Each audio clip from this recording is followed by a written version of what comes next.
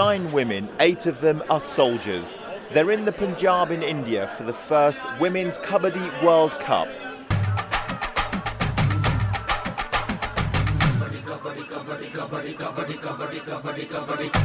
The sport involves 2 teams taking it in turns to go into each other's territory.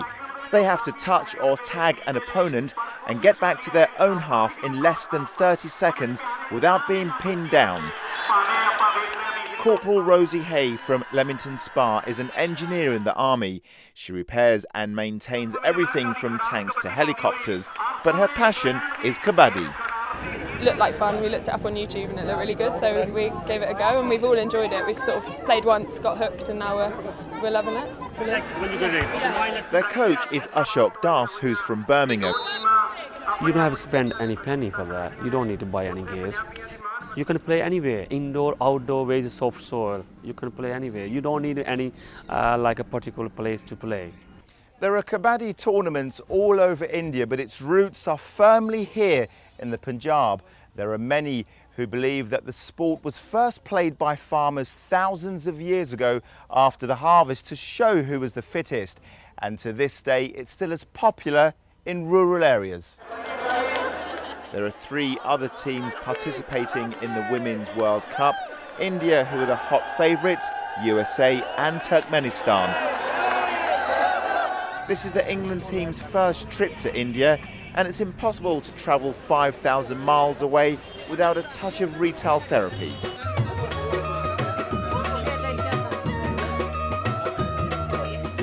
It does make you feel big around here, with size 8 feet and big hands. Tell me what you think of all the hustle and bustle of Punjab. Mental. I don't like it, I get scared easy. Yeah. It's not like my personal space. I like it too much for people to come in and touch me and reach over me. Back to kabaddi. The women are up against the Americans. Most of their players have converted to Sikhism, and some have been studying in India for the past 9 years. It's more of my home here than it is in America. I mean, I have my family at home in Los Angeles, but I like living in India. I like the culture, I like the food. Before a game, the England side warm up, the Americans meditate. The Indian fans love Terry Burrows from Lincolnshire, and she loves the limelight. On the pitch, intense rivalry, and after a closely fought match, everyone thought England had won by 2 points. Officials have decided to award USA 2 points as penalising our team, because apparently we weren't supposed to arrive with 9 players, we should have had 10 players. Disappointing, doesn't cover it really. We will still play because we're proud and we're English. The game was declared a draw, and that means they need to win their next match against Turkmenistan tomorrow by 40 clear points. Rajiv Popat in the Punjab for Central Tonight.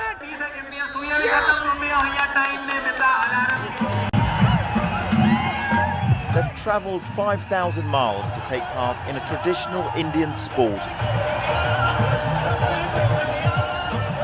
Servicewomen who are desperate to bring back a trophy from the Women's Kabaddi World Cup in the Punjab.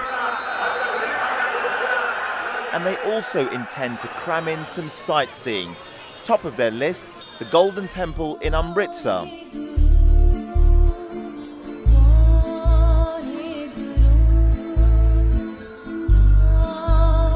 They're also keen to sample village life.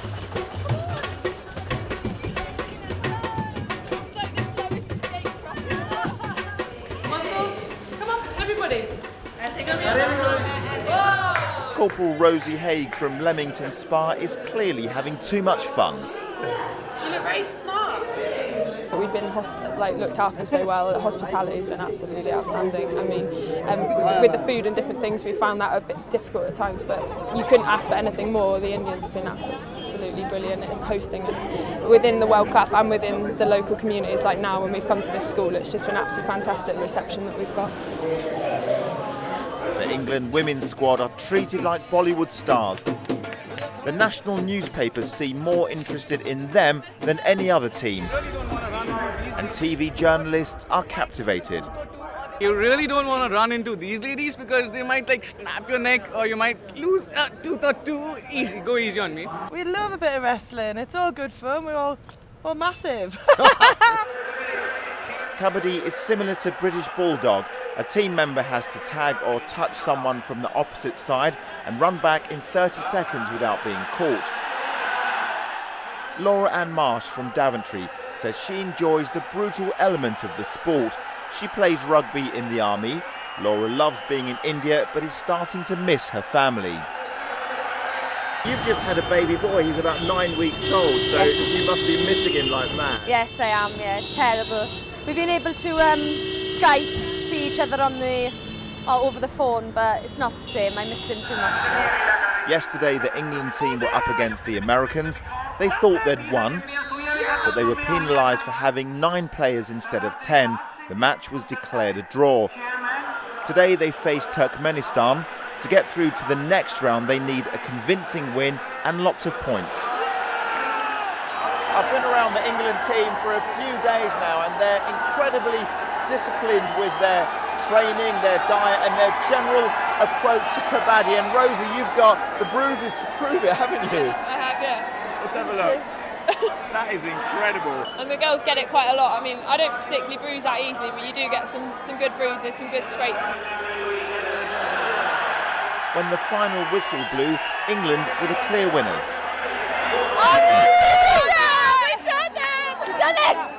The victory means England could be through to the final, but it all depends on the outcome of the match between India and the USA.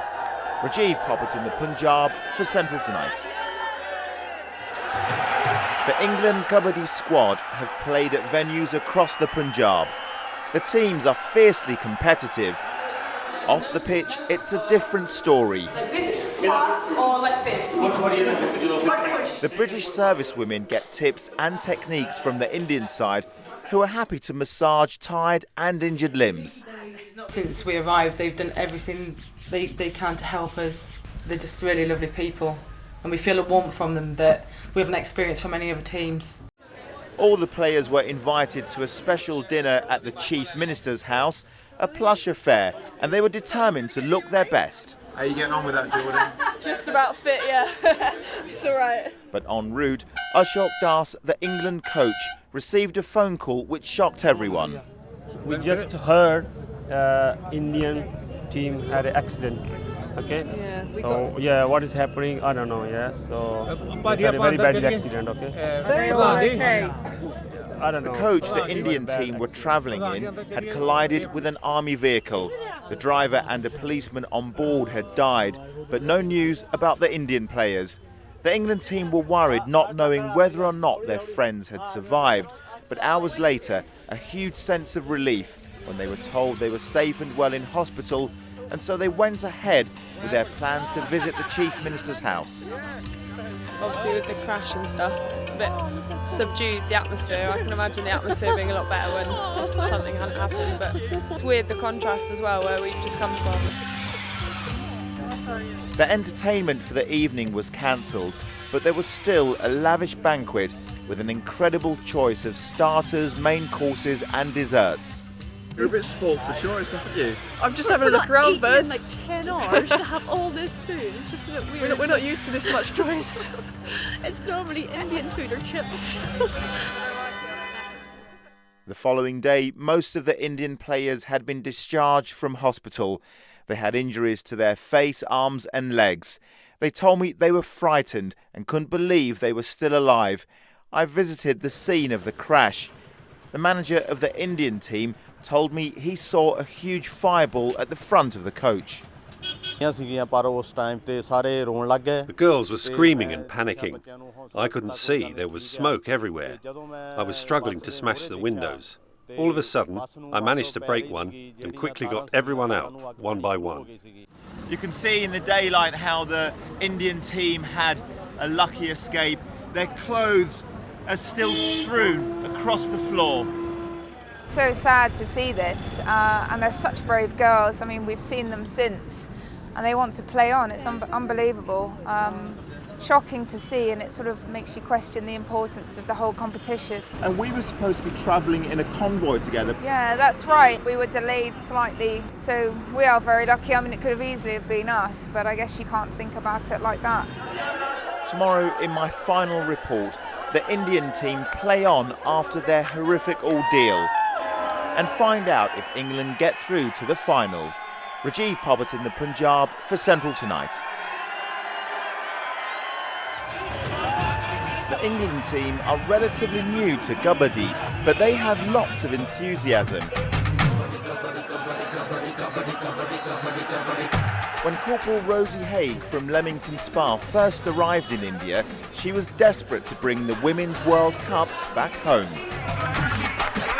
When we came out here, I think that was all we were focused on, but now we've been out in the community. We've just looked at this as a massive experience. I mean, if we could win it, it would be the icing on the cake. Yesterday we heard how the Indian players had a lucky escape after the coach they were in collided with another vehicle and burst into flames. Despite their injuries, they've decided to continue playing. They face USA, a crucial match for the Americans and the England squad, who have plenty of fans in the stadium. India are guaranteed a place in the finals because they've won all their games. But for the British servicewomen to get through, India need to beat the Americans by 40 clear points. It's a tense time for their coach, Ashok Das. The Indians were in a league of their own. At the final whistle, Ashok was ecstatic. This was a dream, and dream come true. So the Indian team beat the Americans by 52 points, which is amazing when you consider what they went through last night. They now face England in the final. But what are their chances against India? I think they're good. With the enthusiasm and determination, I think we've got a chance. The prize money for the winning team is £35,000. For the men, it's almost 10 times as much.